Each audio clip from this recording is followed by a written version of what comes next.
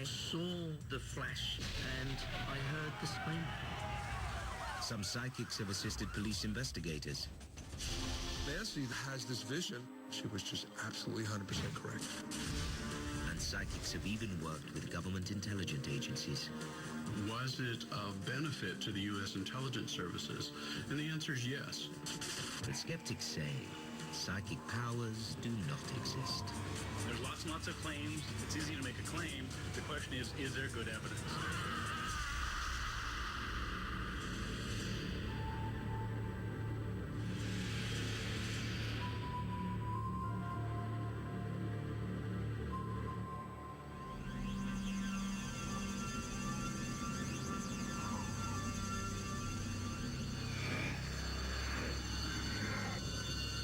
Almost like I might have a TV camera in my head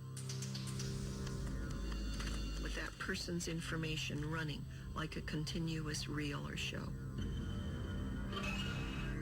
Laurie McQuarrie claims she has psychic powers.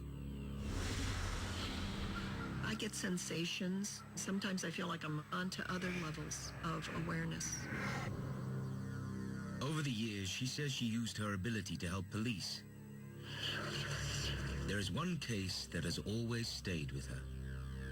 In Phil Brooks' case, I had the strongest feeling this was vindictiveness. In the American West, it's 1994 in Wheeler County, Oregon.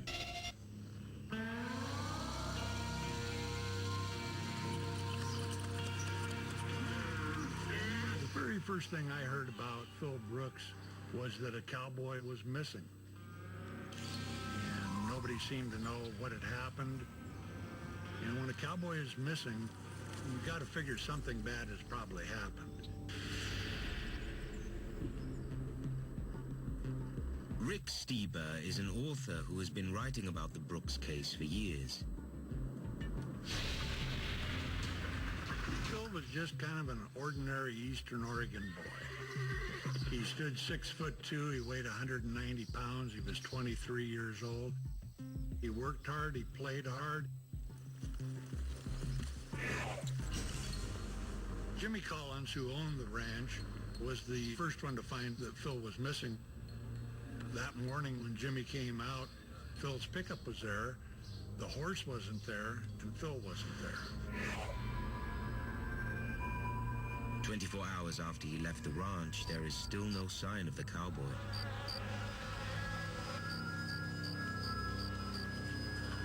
That evening, they found the horse.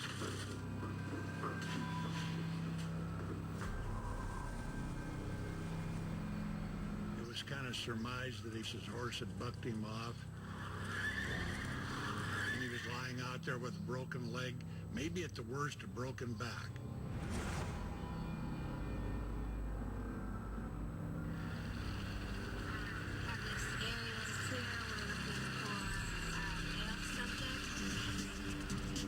The next day, Wheeler County authorities launched a search and rescue team to try to find the missing man.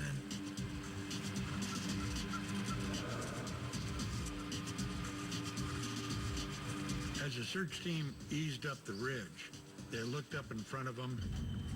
One of them spotted something out of place. As they got closer, they saw that it was a hat and that Phil Brooks was lying there on the ground. They could see on his shirt from the blood that something had happened to his chest area. Base, we've located a cowboy hat that looks like it could The pertain. sheriff of Wheeler County came up, he lifted up the shirt and saw a round hole. The cowboy had been shot in the chest with a high-powered rifle. Investigators weren't sure if they were looking at a crime or an accident. At first, most people assumed, even though it wasn't rifle hunting season, maybe somebody was poaching.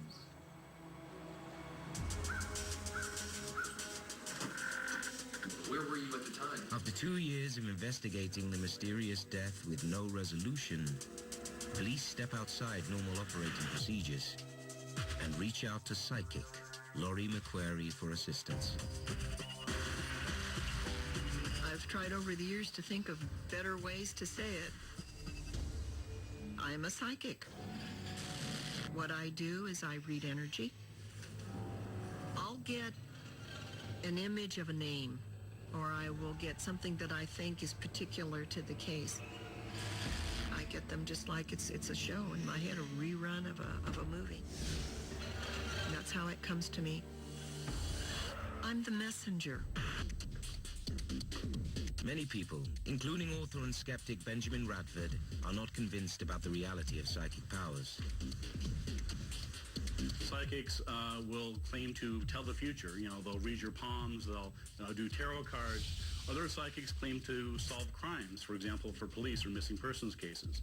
Other psychics claim to be able to predict the future. There are many people who claim to have psychic abilities.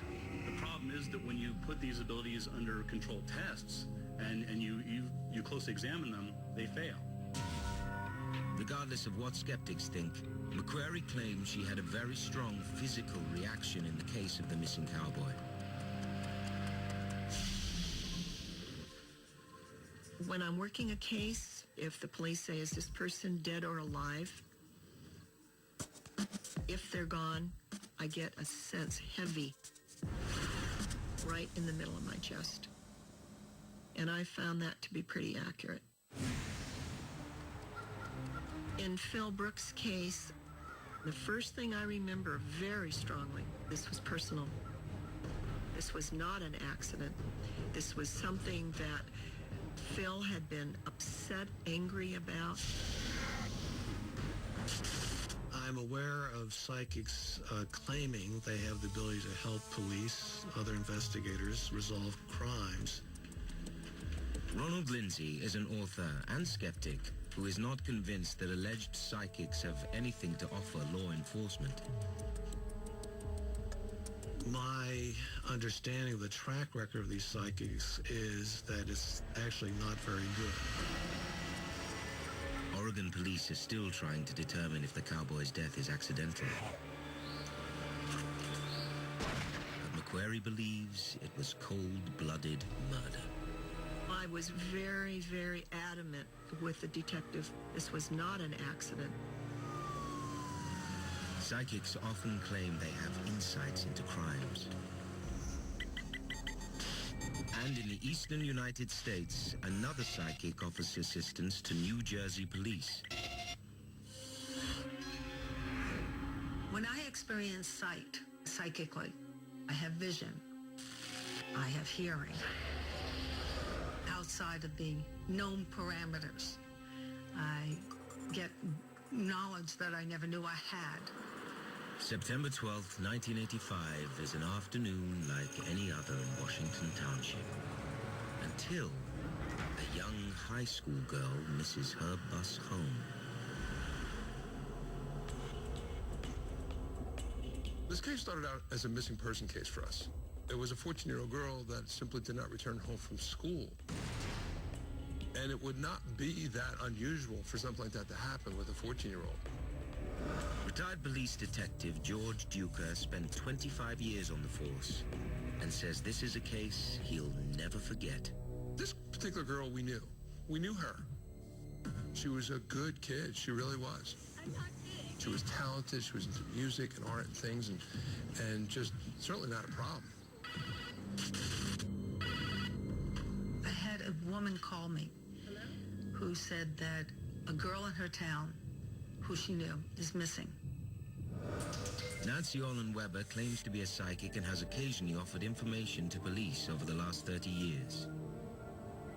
When she learns of the missing schoolgirl, she claims to get visual clues. I had a vision. I saw her as a beautiful spirit, bright, talent, caring, the kind of person everybody liked to be friends with, and the kind of person who liked to be friends with everyone.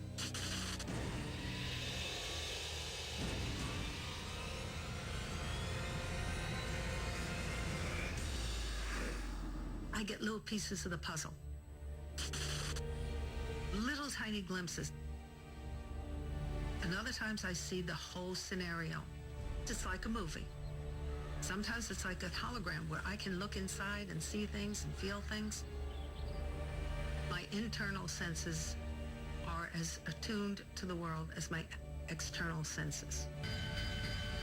I have no clue why. I just happened to be the right antenna for the right situation at that time. And so when it came to Rachel, I felt like I was watching her. I was watching her with her girlfriends, walking home from school. I saw them all loving her. Orlin Weber is concerned for the girl's safety, so she calls police and leaves a message offering information. I immediately got an impression in my mind, and I didn't even want to look at it. It was pretty horrible. Orlin Weber claims her visions get more alarming, especially when she sees a young man connected to the missing schoolgirl. I had a vision. She was alone, and I saw him.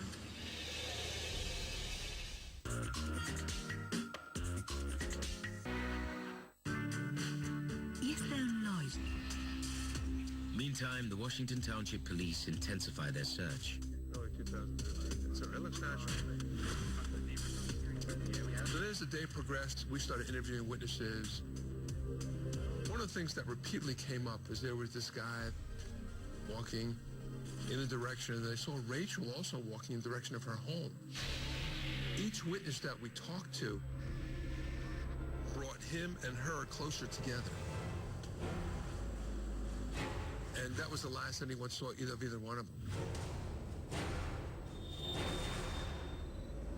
Orlin Weber claims her visions are showing more specific information about the suspect. And then I saw a gas station that they would pass, and I saw this young man working there, and I saw him looking at her. She epitomized what he could never have. Unknown to Orlin Weber, witness accounts eventually lead police to question a young man named Michael Manfredonia. We got a description of this man, and he kind of matched the description of a guy that used to work just down the street in a gas station.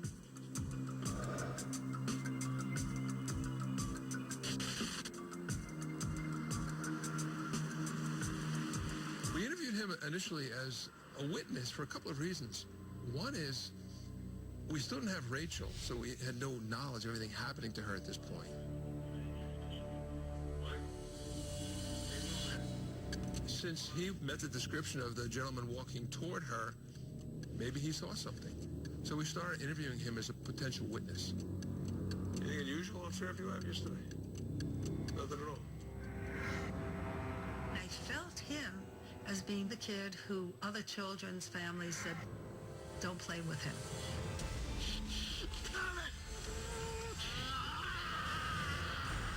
We questioned him at length. It just didn't seem right. Did you ever go back? We started to get some bad vibes. Anything about that at all? Nothing, huh? You were just up and down the street then, and you had, we saw you walking down there, so we saw you. We're not getting the whole truth. There's something there that he's hiding. We weren't sure what it was. I saw her passing by, I felt, going home from school, but she was alone. And I saw him walking. And I saw him drag her into the woods fast.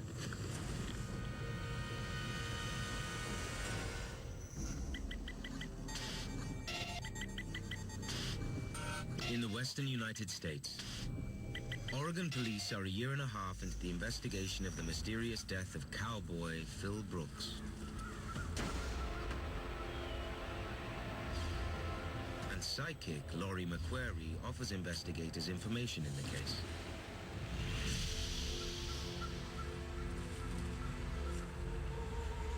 I visited the scene of the case and where it happened. It's a very beautiful country, and yet it was permeated with such sadness. But McQuarrie senses that Brooks's death is not a tragic hunting accident. I could feel the energy of the moment in that shooter who was absolutely determined that this was going to be Phil's last day. Period. Do psychics give information to police? The answer is yes, absolutely. They give all sorts of information to police. They give information that's wrong, some of it's right. It's all over the place. However, some people believe there could be something more to psychic powers. My expertise in part is on people who have telepathy or precognitive experiences. Neuroscientist and psychiatrist Diane Powell studies brain activity of autistics, savants, and self-proclaimed psychics. I don't have any vested interest in this. I'm not a professional psychic researcher. I'm not a professional skeptic of psychic abilities. What do you say about the symmetry between the right and the left brain? What I am is a clinician who sees patients and tries to understand what is going on with them. I will frequently find in people who have a history of psychic abilities that there is epileptiform activity in their brain. So that pattern is called an entrainment response. What's happening when you see epileptiform activity is you're actually seeing several neurons or brain cells working simultaneously. So instead of having this cell trigger this cell, trigger that cell, what you're having is more like a wave of activity of several cells. The same thing that was happening with psychic brain activity. The backgrounds, you know. And there are people that claim that if you compare epileptics to psychics, or people who claim to have psychic abilities, that brain scans reveal similar things. Except that in epileptics, what you have is you have different parts of the brain firing at one time. You don't have psychic abilities. There's no real connection between the two.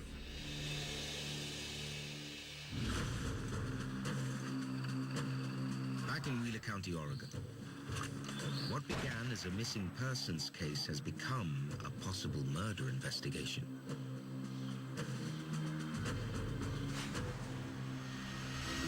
Suddenly, there was a homicide.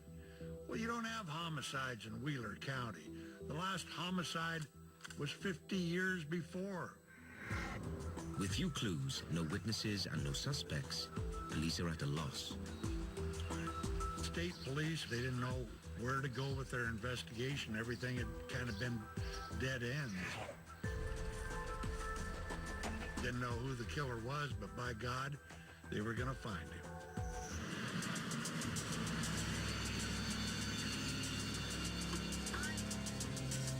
Later, McQuarrie remembers that Brooks's horse came back alone after he disappeared. That horse had information. That horse saw it.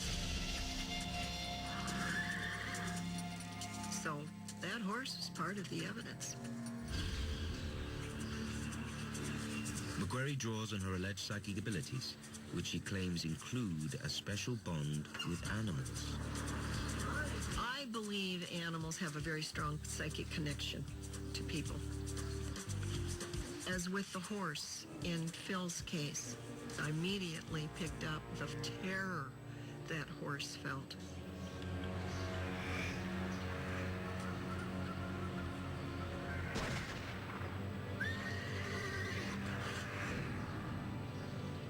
That horse was so panic-stricken that whatever had happened to its owner was going to happen to him next.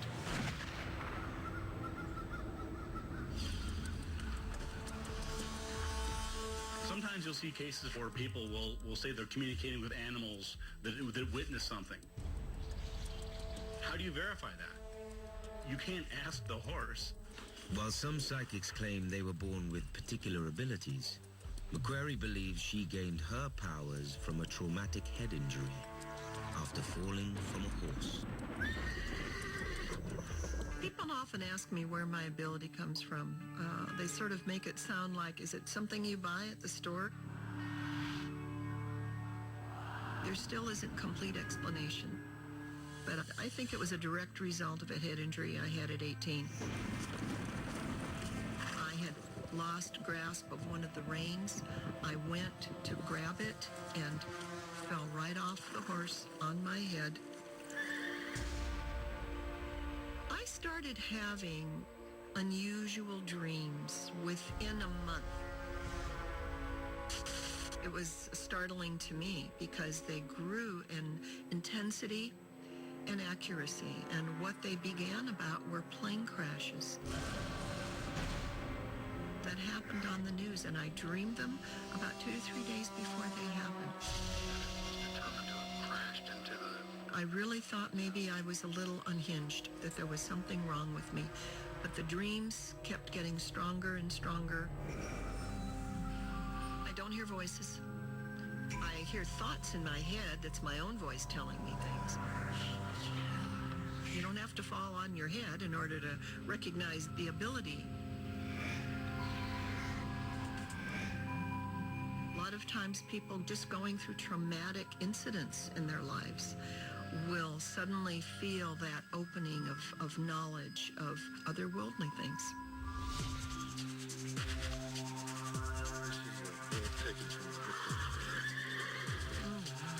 When I held the bullet fragment, it immediately spoke to me about not so much where the bullet ended up, which was tragic enough, but where it came from. That bullet had been fired by somebody with such rage, with such vindictiveness, that probably when even the bullet was fired, they weren't even seeing a man standing there. Who shot this?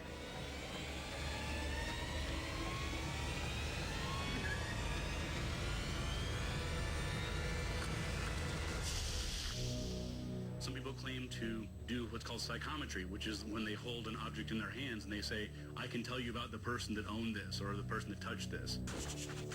There's lots and lots of claims. It's easy to make a claim. The question is there good evidence? And, if this person really can do that, they should be working for the FBI. Soon, McQuarrie claims her visions told her something about the person who shot Brooks. And it's a woman pulling the trigger.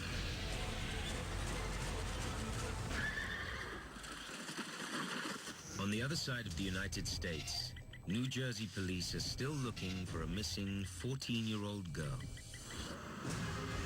You see the girl walking your way? Yeah, the girl. Now you gotta look. Police interview Michael Manfredonia, who witnesses have seen approaching the missing schoolgirl. See, we used to see walk by in middle school all the time when you walked at the gas station. Separately, psychic Orland Weber says her visions involving the crime become more violent. I saw him drag her into the woods, and I felt him being inwardly troubled, and I felt him explode.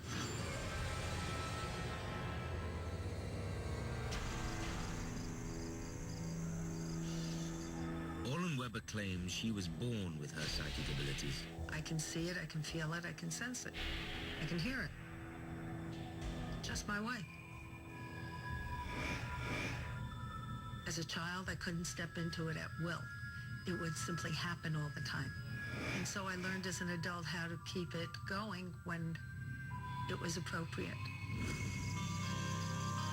In the case of the missing schoolgirl, Orland Weber at this point has yet to hear back from police. Meantime, investigators questioning Michael Manfredonia suspect he knows more than he's telling them. But without concrete evidence or a victim, they're forced to release him.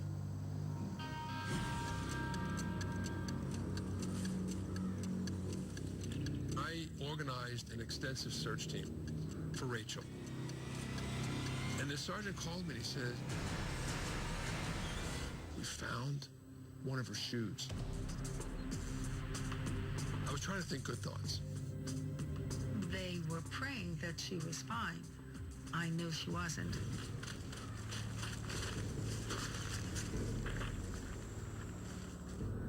But then I got to the crime scene and I saw saw the reality of what happened. Now, for police, it's a murder investigation.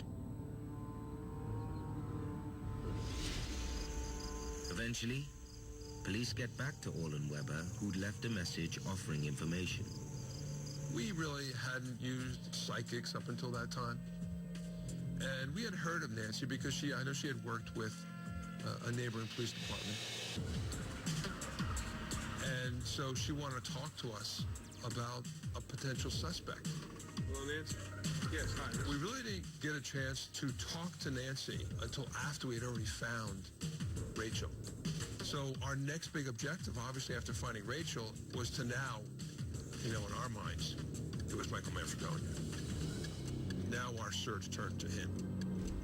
When I described the young man to him on the phone, I could hear him be pretty devastated. I have a suspicion, and it's not good. We held our cards very close.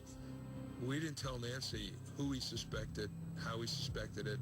We didn't give her names. We gave her nothing to work on. Orlin Weber insists she had no prior knowledge that led her to conclude the killer's name was Michael. Yeah, I see a young man named Michael. I described Michael to the detective. Matter of fact, she actually told us. His name is Michael. Rachel is dead, and a boy named Michael did it. And that just floored us.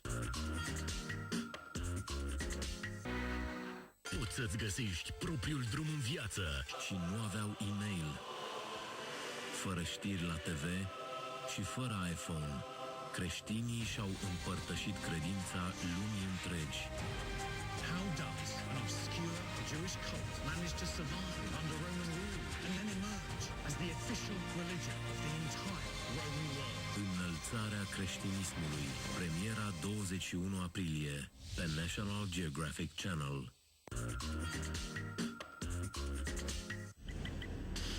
In Oregon, investigators on the Phil Brooks case are also now searching for a killer. Self-proclaimed psychic Laurie McQuarrie has been assisting on the case.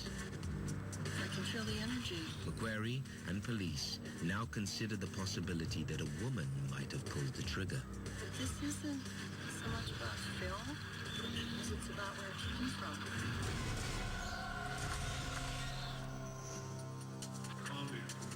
Police bring in a number of people for questioning, but no one is arrested. Police say the key evidence, the high-powered rifle that killed Brooks, has never been found. To this day, police strongly believe the cowboy was murdered. And Phil Brooks's killing remains an open, unsolved case. I don't solve cases. I like to think I add additions to them. Maybe things they hadn't looked at before, some small piece that would make a real difference. Nobody's perfect. Nobody's going to have all the information all the time. I absolutely feel that everything I got initially on this case was right on target. It's still an open case, but I believe this case will be resolved.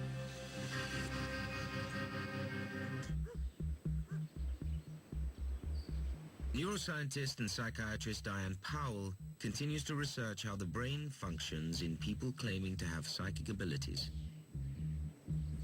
I have seen that there are certain conditions that people have that predispose them to more psychic experiences than your average person. Powell is exploring the possibility that there's a pattern inside the brains of people who have these alleged abilities. In psychic abilities, the left brain and the outer regions of the brain play less of a role. They're subdued, and the information is really coming from deeper parts of the brain, the parts of our brain that are involved in dreaming. I think that it could be of tremendous value for science to investigate psychic phenomena. British psychologist and skeptic Professor Chris French, who studies paranormal anomalies, says most scientists don't believe in psychic abilities. The vast majority of natural scientists, including physicists, are actually extremely skeptical when it comes to paranormal claims. Inevitably, there are always one or two mavericks. There are some physicists who have actually tried to produce theoretical accounts of how it might be possible to see into the future. As far as I'm concerned, they're putting the cart before the horse. Until we've got good evidence that people really can do this, we don't need to try and explain it.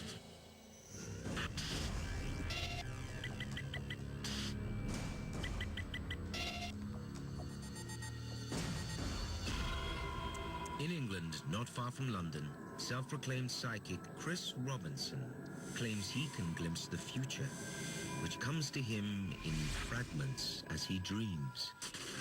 I had a dream, a nuclear radioactive fallout cloud approaching London from the east. A week later, Chernobyl. That did make me sit up and think that that was really strange.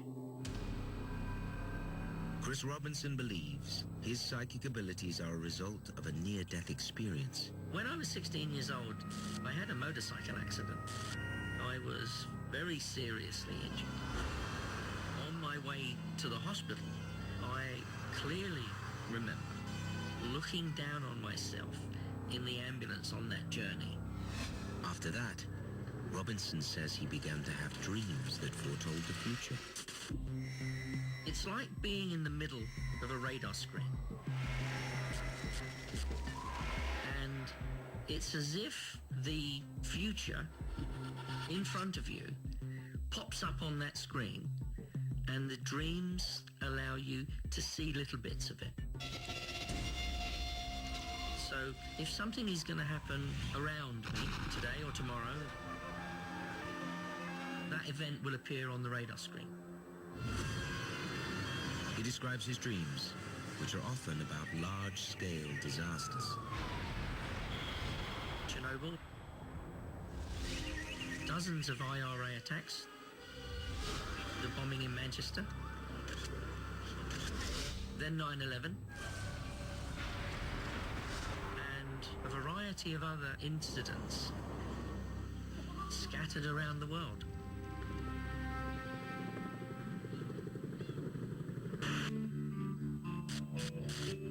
Professor and psychologist Gary Schwartz has had a long association with Robinson and believes he is a special case. Christopher Robinson became known as the Dream Detective. A man who sees the future in his dreams.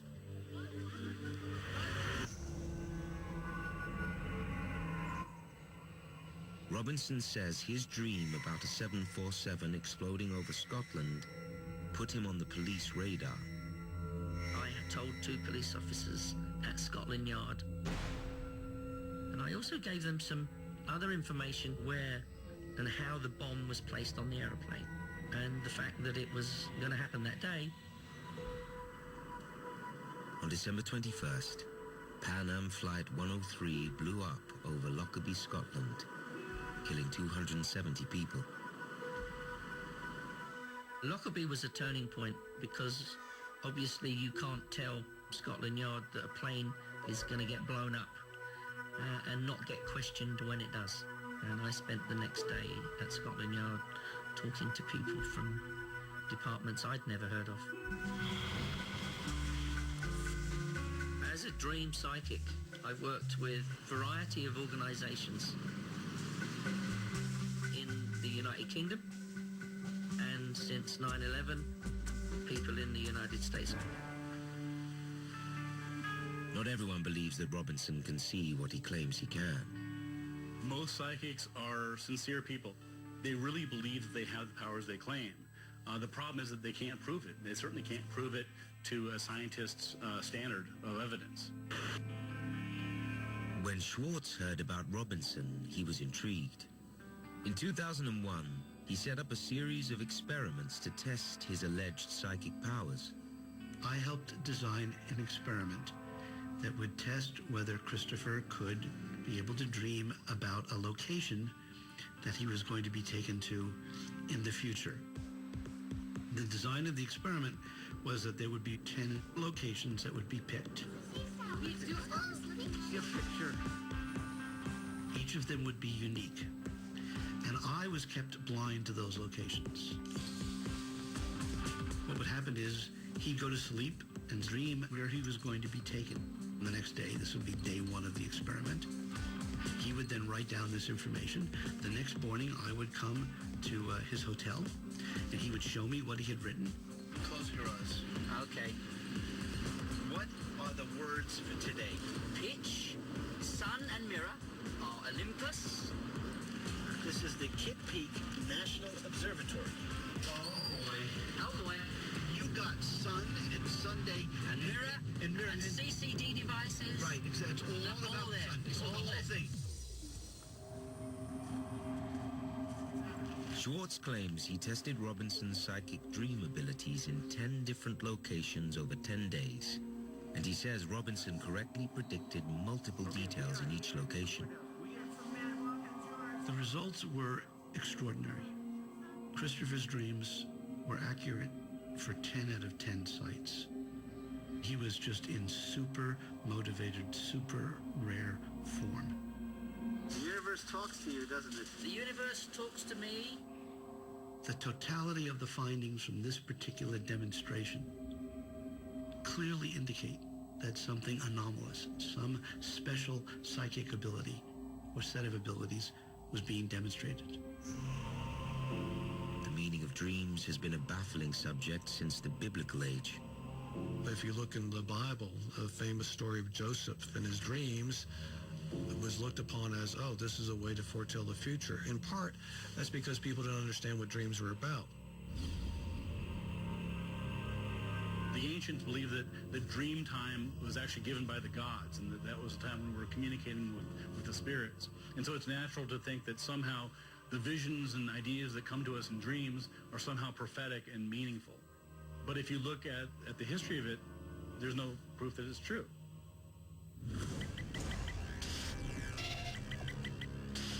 During the Cold War, however, the U.S. government believed so strongly in the possible potential of the power of the mind, it set up a program called Stargate to develop psychic intelligence gathering. The CIA had found out about ESP clairvoyance remote viewing research taking place in foreign countries around the world.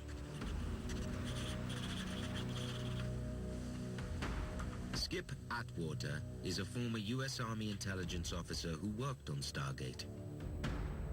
They commissioned Stanford Research Institute to replicate those experiments.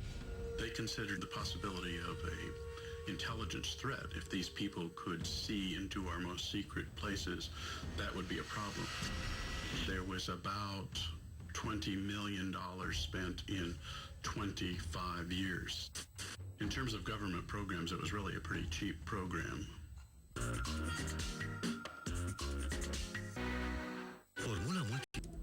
Through Stargate's system of remote viewing, operatives would try to imagine scenarios a world away while sitting in an army base just outside Washington, D.C.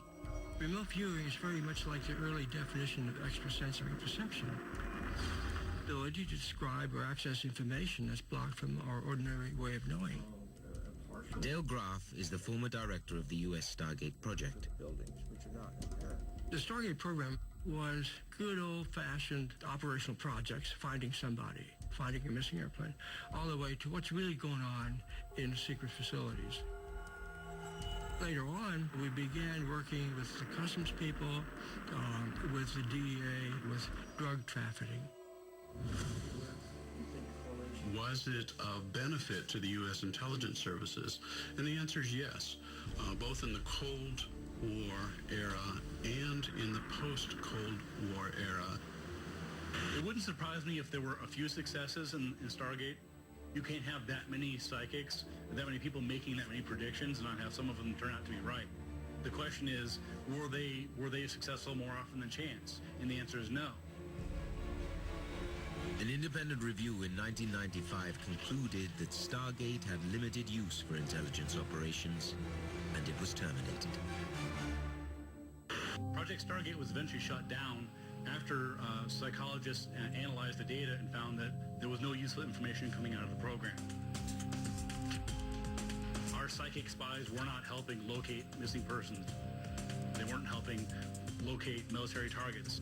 They weren't helping do these sorts of things. And so, essentially, they pulled the plug on it. Despite Stargate's termination, there are some people who still believe in the power of psychics. Back in New Jersey, police investigating the murder of a 14-year-old schoolgirl now turn their attention to a potential witness turned suspect. A man they've already interviewed, Michael Manfredonia. One of the most frustrating parts of that was that the judge said to us, after a period of time, you have no crime, you have no suspect. You have to release him. So it was about 4 o'clock in the morning, and myself and another detective drove him home. Once he is released from questioning, Manfredonia disappears. Detective Duca pays a visit to an unlikely source, psychic Nancy Orlen-Weber. When we called Nancy, she had said, is it possible that you can bring me something that he had touched? Did you bring anything of Michael's? I did. Orlen-Weber provides police with details of what she sees regarding the suspect's whereabouts. The first thing I see, he's on top of some kind of mountain, and there's home below here. But where he is situated are these huge 55-gallon drums. And here, you've got this collection of food, candy wrappers, cigarette butts. There's some drug that he just took a lot of. I'm watching him look down, waiting for his father's truck. Yes? Yes, he does. He has a business truck. Nancy then has this vision of where Michael was. And very clearly told us, look, you know, he's up on a hill, there's a little clearing there, there's these 55-gallon drums. The house is surrounded by law enforcement. Police say they found and arrested Manfredonia in a spot just as Orlen-Weber had described. It's over. You're going to find the cigarette butts and the candy wrappers. It's over. Everything that we didn't tell her, she was telling us. And it absolutely matched perfectly. And we were just kind of blown away. Ultimately, Michael Manfredonia was tried, convicted, and sentenced to life in prison. While investigators say Orlen-Weber didn't solve the crime, Duca believes she knew certain facts the police didn't disclose and that were not reported in the media. When you look at the drawing that Nancy had made, it was, and if you took a picture of that scene, it was like, put them side by side. They're almost identical. And you would say, how does that happen? Nancy has this vision. She was just absolutely 100% correct. I just do the work and leave. For me, that's my job. I'm part of a team. I'm not the answer. When it comes to using psychics, I would say, check it out. Listen to them. Run down their leads. Well, Nancy, whatever resources available to law enforcement, you've got to use it.